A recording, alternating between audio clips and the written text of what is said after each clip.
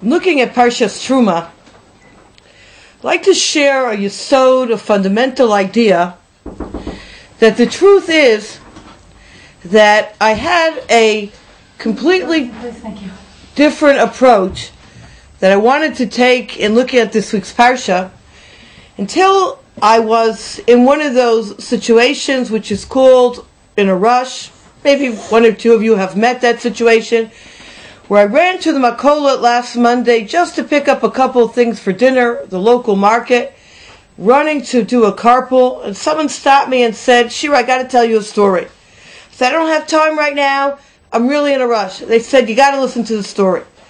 So I stopped, I listened to the story, and I said to them, not only have you given me a story, I said, I've changed my mind on what the Parsha share for this week should be.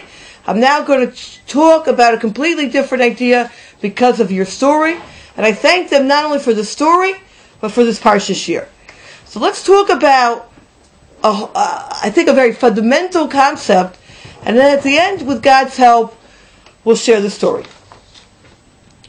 Parsha begins by telling us, Hashem spoke to Moshe saying, speak to the children of Israel, V'ikhu li Teruma, and let them take for me a portion from every man whose heart motivates him. You shall take my portion. And then the Torah describes, well, what are the items that you can take as a portion to give as a donation to the tabernacle? And the Torah tells us in verse number 8, Vasuli mikdash, they shall make a sanctuary for me, v'shachanti b'tocham, so I may dwell among them. The point of all these materials was in order to build a tabernacle for God. The ArtScroll Stone Chumash in source number 2 points out, based on Rashi, that the li has to be lishmi. The people should contribute for the tabernacle purely for the sake of God's name, not because of social pressure or in a quest of honor. And then he notes here, and this will be our essential question. How come it says, V'yikhu li Teruma, that they should take for me a portion, when technically the term should be not that they're taking, but that they're giving. V'yitnu li Teruma. Really it should be, and they should give for me a portion, not take. You're not taking anything, you're giving. And that's why he quotes here the Sforno, that this command was directed to the leaders who were directed to take, to make collections from the masses. So then it would make sense that the leaders were told to take from the people the contribution. The ArtScroll Stone Chumash notes at the end of source 2, homiletically, many comment that by contributing to God's causes, a Jew truly takes for himself, for personal benefit or generosity, is far greater than its cost. It's this idea that I'd like to, with Hashem's help, develop today.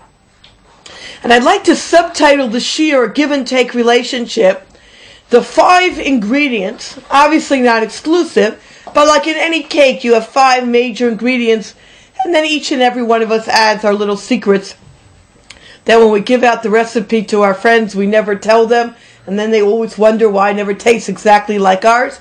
We all know that. But the 5 major ingredients of what tzedakah is about, of what charity is about, of what it means to build, what it means to build a tabernacle. What does it mean to be a person who's a giving person, who's donating to others?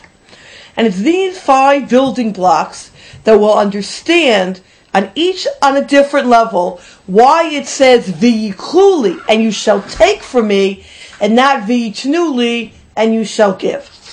Building block number 1 is found in Mirosh Terim Rav Rice, source number 3, where he notes, Hamishkan shebanu Yisrael l'shem Hashem no'ad liyod hamakom shebemsuto tishra shchina le'adamot. We know the tabernacle's goal was to be a place where God's Shechina, God's presence, was going to rest.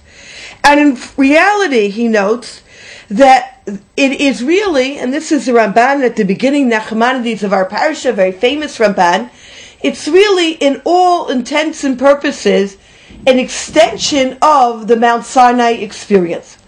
The Mount Sinai experience was an experience of intense hashra, hashchina, intense feeling of God's presence coming down upon the people. And we know that that experience, as wonderful, as powerful as it was a very short-term experience. So Kadosh Baruch Hu wanted to make this special experience, this special rendezvous, if you will, a continual experience.